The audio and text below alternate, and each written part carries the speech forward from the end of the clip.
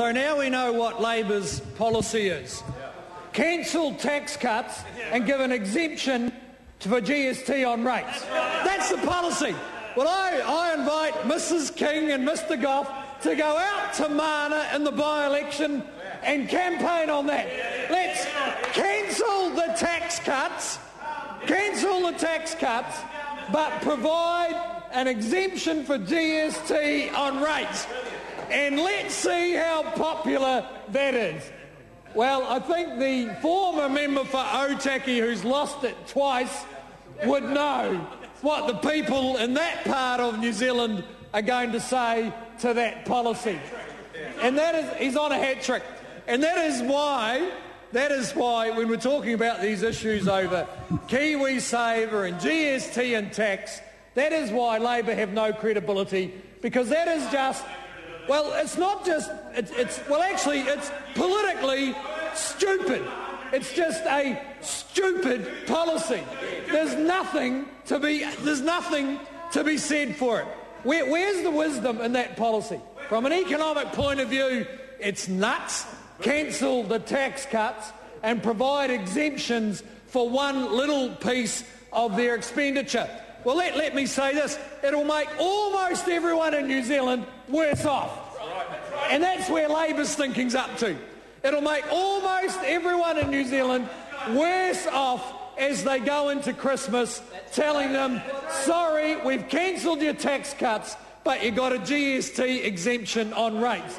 And the Labor backbench must shudder when they see people, so-called experienced people like Mrs King and Dazza, coming up with dazzling policies like that. It makes no sense for the economy, and it makes absolutely no sense for the people of the Mana electorate. Let's make the by-election in Mana, if there is one, a referendum on that policy. That's how good that's how confident we are that when New Zealanders see the increase in GST alongside their tax cuts, they will see that this is the right direction for the economy and beneficial for their household. So when Labor's getting around talking about GST, then they need to look at themselves in the mirror. When they read the letter from the man from Auckland, they should look at themselves in the mirror, because the member mentioned ACC charges, and a former Minister of ACC is sitting here.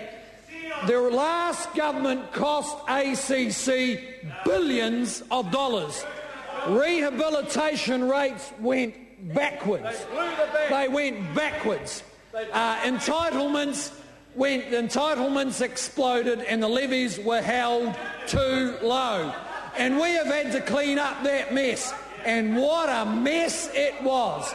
So when anyone says to me anything about increases in ACC, I just tell them what a good job we have done of turning it around.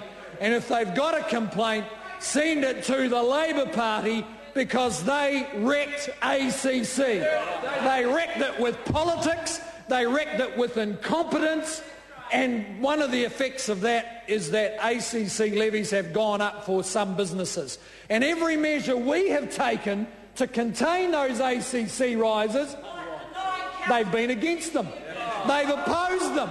So actually Labor are in favour of higher ACC levies, because they want to expand entitlements further.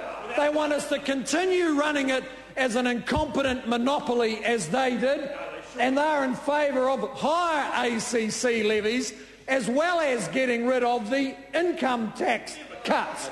So here's a question, and can the next speaker get up and tell us,